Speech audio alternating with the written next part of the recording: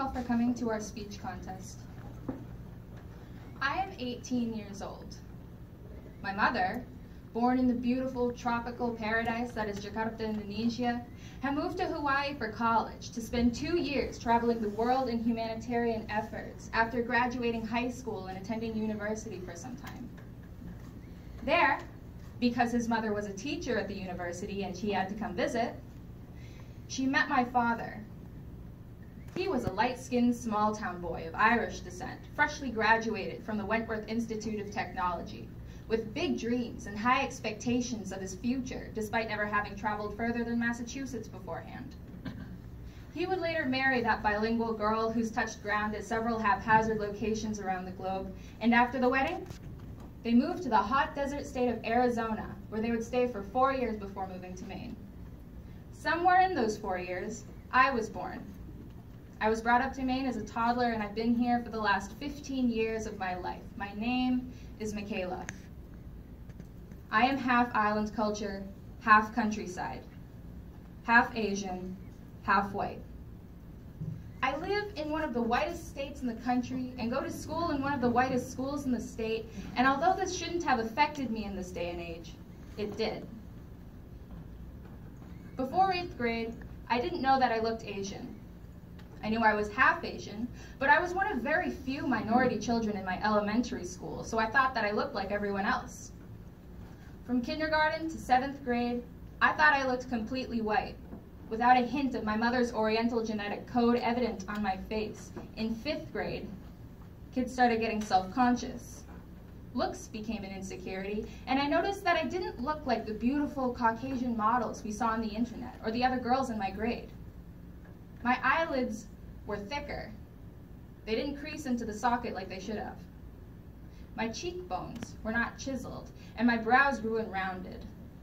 I didn't know at the time that I was closely scrutinizing traditionally Asian features. I just thought that I was ugly.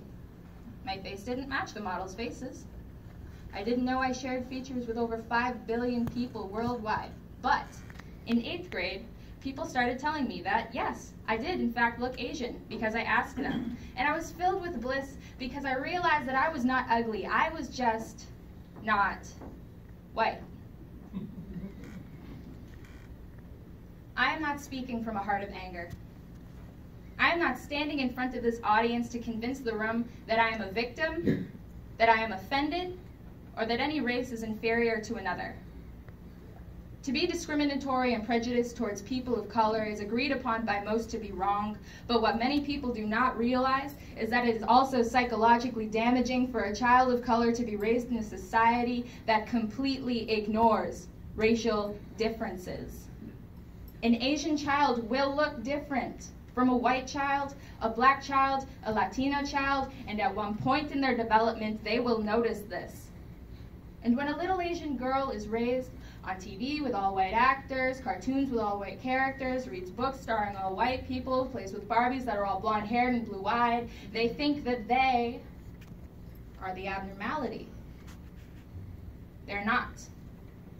But no one talks about the fact that black people's noses are wider and that that is normal.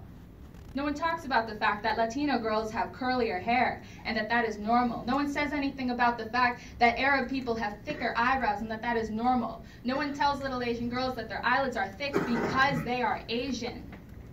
Doing so today is considered racist. And because of that, hundreds of little girls think that they're ugly. My name is Mikaela. I have thicker eyelids. I don't have cheekbones, and my eyebrows are rounded. And it is not because I am ugly.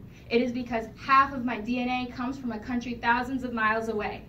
I do not look white, and I am so glad someone told me. Thank you. Do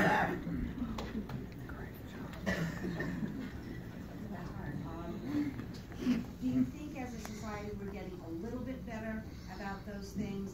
Barbie's faces are changing. You have the American dolls, which have a variety of different faces.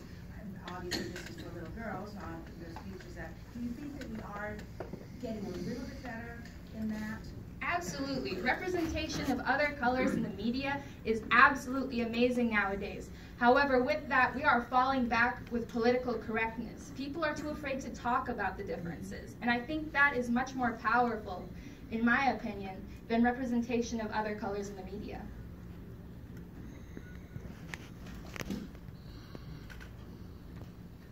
Have you ever had any painful experiences due to your appearance?